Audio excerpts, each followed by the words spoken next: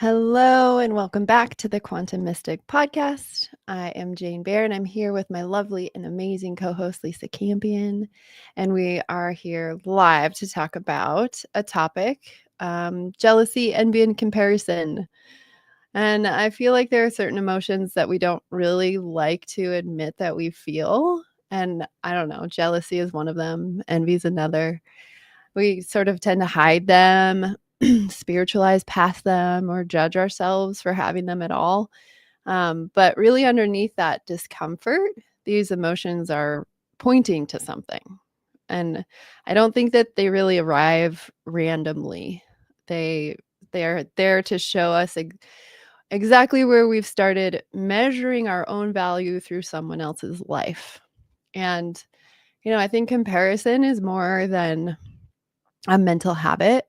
It's sort of a moment where our attention leaves our own center and we reach outward for confirmation. And, from a somatic lens, our body feels that immediately. There's contraction and urgency and self doubt. And it's not because we're failing at anything, but honestly, because we've stepped out of relationship with ourselves. So, today we're going to talk about how to not get rid of jealousy or envy, but to understand what they're really pointing towards. Because every time comparison appears, it's highlighting a place where our own voice or direction or desire is really asking to be reclaimed. So instead of treating these emotions as something to fix, we're going to treat them sort of as guidance, as opportunities, as signals that bring us back to our own self, our own grounding, our own center, our own timing, and our own path.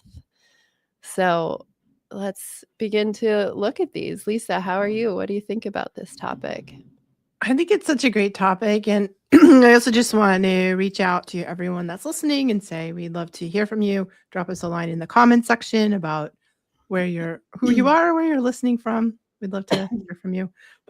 Just makes these conversations so rich when you guys join the conversation. So I was thinking a lot about this, Jane, and was really grateful for the chance to talk about it. And I think for me, like I had to kind of go down a rabbit hole. You went down one rabbit hole we're going to talk about. I went down another one. Then my rabbit hole was like, I was like, what's the difference between jealousy and envy? Because I think we kind of use those words interchangeably. But I think there's like a variation energetically on them that's really worth talking about to make a distinction there. And I don't know, you can tell me if you agree with this, but I feel like envy comes with this, like, I want what they have. And that longing can really point us to unacknowledged desire. It's really interesting to notice when you have envy, because I think it's underneath the sort of the shadow side of that is really important information that we can use. Like, I want something, I have a desire for something that I don't have, and that's actually great. But the jealousy is slightly different. That's like, I'm afraid of losing what I have. And that's sort of that contraction, because I love that you said it's a contraction. I feel it that way too, is like arises out of scarcity, like our threat, right? That we're going to lose something. But I think comparison is kind of the thoughts that tie those together, sort of the thread that brings them together, because it's the habit, or how we sort of an unconscious habit, I think, if we have, of measuring our inner experience or our inner way of being against somebody else, and a lot of times against the show that somebody else is putting on, right? Because we never really know what's going on inside somebody else. Yeah. We can do a lot of comparison, when we're looking at people's social media, which we know isn't really who they are. But anyway, I don't know. What do you think about the difference between envy and jealousy? Is that how you see it too? Yeah, I totally agree. I feel like, if envy sort of arises when another person's gain feels like your loss. And Mm. I feel like jealousy is when something you believe um, secures your own place. It actually feels like that feels threatened because of somebody else. So, where envy fears like not having, jealousy fears losing. Yeah. So Yeah. yeah.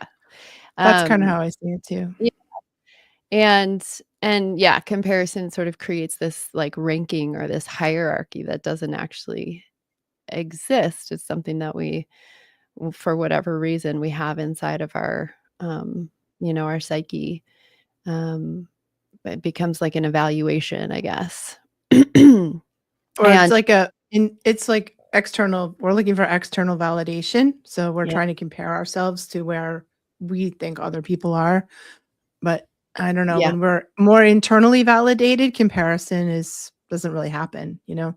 If you're getting your sense of self from inside you, that's right. instead of, like, looking at, somebody else's house or car or clothes or spouse or whatever it is, all the sort of metrics that we compare. We're just trying to check and make sure we're okay, um, by comparing where we are with where other people are. And I think that's Exactly. always a losing game. Like, I don't think you can win at that game. Totally. And we've talked about our sovereignty, giving our power away on this podcast many times. And this is the perfect example of that when you really no aren't are no longer defining yourself from within. You start trying to figure out where you stand compared to everyone else around you. And really your body looks for safety in whether you feel that above or below everyone else, and you're like ranking yourself without knowing it. Um, Mm, and so again, it's like it's these subtle. We might be doing it and have no idea we're doing it. It's this subtle awareness of knowing ourselves on a deeper level that we can really get to the root of all of this, which is um, ultimately what we want to do. And like you said, we're consciously or unconsciously or subtly measuring, like, where do I stand? What do they have that I don't? What does this mean about me? And like you said, social media is the perfect trap for. I've noticed it's like maybe it's the 80/20 rule. There's like 80% of people on social media who literally can't, like, they look at what people are doing and they see it as a threat. Like, oh, they don't, if they're doing it, I can't do it. mm, There's not enough for everybody. And then there's 20% who look at it like an opportunity. Oh, if they're doing it, that's evidence that I can do it. It yeah. becomes more about inspiration. And that's, you know, I I don't know why, but for whatever reason, I'm in that 20% of like social media inspires me. It doesn't take away from me. I'm like, "Oh my god, look at Yeah, what I feel they're the same. doing." I'm the same way in my professional life with the inspo and not and, it's so funny because psychics are, like, notoriously territorial and, can be in my experience, of course, not Yeah. everybody, but that's I don't know, I think that, that kind of comparison comes from, like, scarcity mindset, don't you? Like, Yeah. if you're getting all these clients, then you're taking clients away from me, or if you're getting all this attention, you're taking attention away from me, and that it doesn't agree with the understanding of universal abundance that I have, Yeah, it which is does. more It's that, like we universal have law. this yeah, universal law, infinite amount, um, and I'm like, "Well, there's 8 billion fairly miserable people on the planet at the moment, and I think there's clients or Everybody. whatever for all of us. There's not no lack." Yeah. I don't think we have to come at it from a point of lack, Yeah. you know? Yeah, yeah, and the beauty of that, just to go a step deeper, is that there's 8 billion of us that are each one unique from the other. So there's not a single one of us that's expressing ourselves the same way as the next person Yeah. ever, period, stop, full stop. And Right. so we could be doing the same quote unquote modality, but it's going to be expressed differently, Mhm. because it's our own unique expression. So that's the beauty that we really need to learn how to embody that truth, that understanding, that universal law. Um, and use it as evidence that, the world is just mirroring our own success. Or 100%. And like if you see this in authors or people who want to write too, like sometimes will stop because they're like, what do I have to say that's different from anybody else? Or that's already been done, yeah, that's already been said. And like you said, we all nobody's going to say it or do it the way that you will. That yeah, uniqueness is your value. And when we go with that universal law of infinite abundance and the other universal, I don't know if this is a proper universal law, but if it's not, it should be that it, your uniqueness is the thing, yeah, right? Then but when we're sort of up in that upper, higher self viewpoint of things, then envy and jealousy seem like not they're not a thing. I just want to say hi, Jody. Hi, just so glad you're here, honey. But I think that the lower chakras, like the lower energy centers, are really driven by and I want to sort of loop in the conversation we had about the 7 deadly sins, because so fascinating. Before we started rolling today, Jane was talking about how she did some research on the 7 deadlies, and it's so fascinating. So let's loop yeah, that in. yeah, and yeah, it is super fascinating because I've jealousy and envy brought me to, like, I wasn't raised Catholic. I wasn't raised in the church at all, but of course we all know the 7 deadly sins, at least we think we know. And so I went into this, like, researching rabbit hole and to see where they came from. And I guess, this is what the internet told me, that they actually didn't start in the church, to trying to control behavior, which is what I would have thought. But they began in the 4th century with desert monastics, people who were living in silence for years and study the mind, um, directly because, well, for whatever reason, because that's what monastics do. So, um, there was specifically a monk named Evagrius Ponticus who noticed reoccurring mental disturbances that, disrupted the inner stillness. And if we've ever meditated ourselves, we have experienced this personally. And they were like, intrusive thought patterns that hijacked perception, and they were states that really distorted reality. So, um, that's where they came from. These thoughts that kept coming up, uh, you know, that, you know, the monks would notice something subtle, like anger would pass, fear would pass, desire would pass, but envy, and jealousy would linger, because envy, it's not an object, it's actually a self-definition, you know? And it's like, in the early writings, I guess they described as sorrows, the envy's sorrow at another's good. Mm. So, psychologically, that means their existence threatens my sense of being. And they felt this somatically in their body as they were sitting in silence and stillness. And it wasn't until later in the 6th century that Pope Gregory the Great, reorganized the list into what became the 7 deadly sins. And this is fascinating too. The word deadly didn't actually mean punishable, it meant deadening, which means states that numb awareness and separate you from the truth.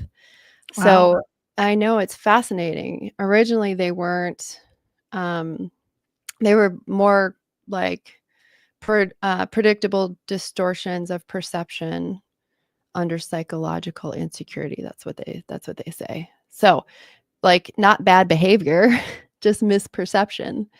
And of course, as as I don't know, I've talked a lot about this. I've noticed that the church, especially the Catholic Church, seems to, hijack a lot of this stuff into fear and control, and this is definitely one of them. But so, if we just look at it as, like, this was a contemplative, practice, and noticing that this was like direct perception of themselves, and it's something, not to condemn or not to say that we're like bad people because of it. It's Mm, just um it's just like the clouds of perception. It's fascinating. so fascinating. Yeah. And it's so fascinating they found some that really, seemed harder to clear than the other ones, and I Yeah. think that, from what we do, the work that we do in the mystery school, if we translate this into shadow work, right? That because that's really like all the 7 deadly sins, and we looked them up. Greed, lust, sloth, wrath, envy, gluttony, pride. We had to look them up because Yeah. we We had couldn't to remember them all. remind ourselves.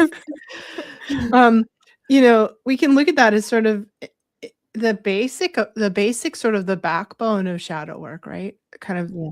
the the shadows that live, especially in those lower 3 chakras, the survival chakras, that, the human the animal-y part of us, um, it can be really driven by those sort of instinctual emotions, sort of, survival emotions, shadow emotions, whatever we wanna call them, and I don't know, for me, it suppressing them never works. It's more about, acknowledging them, like, acknowledging them without acting on them if that's the best scenario. If we can do that, like, oh, I'm really jealous, I'm really envious, I'm really, angry, I'm really, full of greed, whatever it is, and um, and acknowledge that. When we acknowledge it, we avoid the jelly donut squeeze of then suppressing it and acting it out in a very subconscious way. Yeah. So, Yeah, and yeah. just to piggyback off that, it's like it's about the nervous system, and at probably back then, it was just really that feeling of safety. Where do I stand in my tribe? Am I safe? Do I belong? And now Mm, that's morphed into, our more modern world, but the ancient teachers weren't condemning any emotions, saying we don't either here. Um, right. but really, they were warning about what happens if you believe the story, because once comparison defines your reality, you stop living life, and you stop your living your own sovereign life, and you start looking at everyone else's. And when you're living in constant measurement, that actually is separation, Mm, which is sort of described as a spiritual death. That's the separation is suffering. It's the suffering that every human on the planet is experiencing. If you're feeling suffering, it's the separation from self, which is the separation from source. it's so fascinating. I wonder if there's sort of a tribal aspect to this too, Yeah. because as humans, we started so tribal. We still are sort of fundamentally tribal, but it back in the day, when these desert meditators were meditating was in a more tribal period because when you're in a tribal situation or a societal structure, right, then your position inside of that is very important, right? Yeah. And part that position, the security, when you're talking about security, am I safe? It made me think about the security of position, right? And Yeah. if somebody has something you don't have, do they knock you off your position? Yeah. And then you really are not maybe safe, you know? So maybe there's some, um, I was thinking about like jealousy in sort of like love relationships or romance or marriage, and if somebody else comes along and steals if you're a woman in in the patriarchal pattern, if somebody steals your woman, your man, are you then you lost your position and maybe not safe, Yeah. right?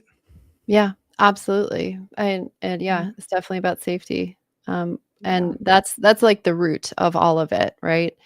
Yeah. Um, and I just want to, turn it to anybody who's listening. If you're listening live, if you guys have any thoughts or, you know, direct experience with this, let us know. And it's worth, talking about how to return to your own frequency after, and to how to, like, because let's say we're feeling this, what do we do? um and we really want to turn, like our attention back into direct experience. And this actually goes back to the monks, you know. We don't necessarily need affirmations. We're not convincing ourselves that it's not there, or that, you know, I'm better than who I'm comparing myself to. It's not. It's just come back to contact with your own life. Um, okay, what do I actually want? What feels alive in me right now? What is mine to move toward? When we do this, the other person stops being a mirror of lack and becomes either neutral or an experience of evidence that I can do it too. So I think, you know, again, bring it back inward over and over again. Because I Yeah. don't think we don't overcome jealousy by eliminating the difference. You know, the person's always going to have a Ferrari and you're not, you know, that's not going to change. But if you just like inhabit yourself more fully, I think over time jealousy dissolves when your relationship with yourself stabilizes.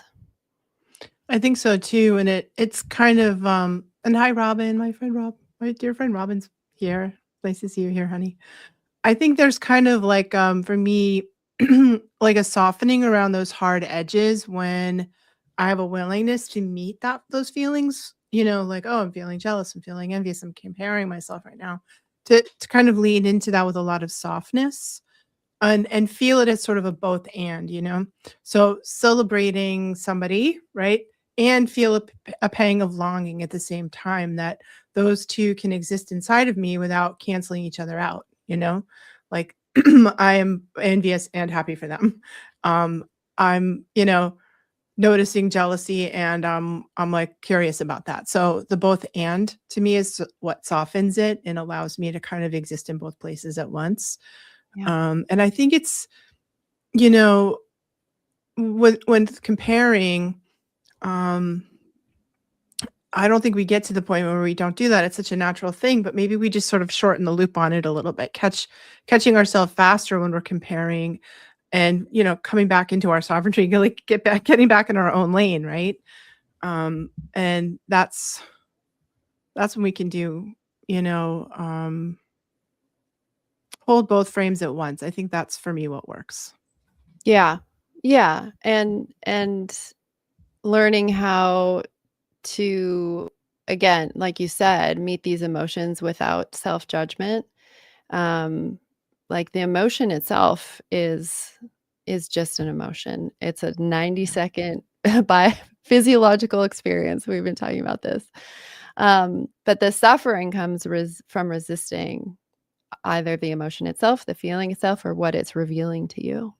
Mhm. And so using it as an opportunity, okay, instead of suppressing it, what you can ask, like, what part of me feels threatened right now, you know?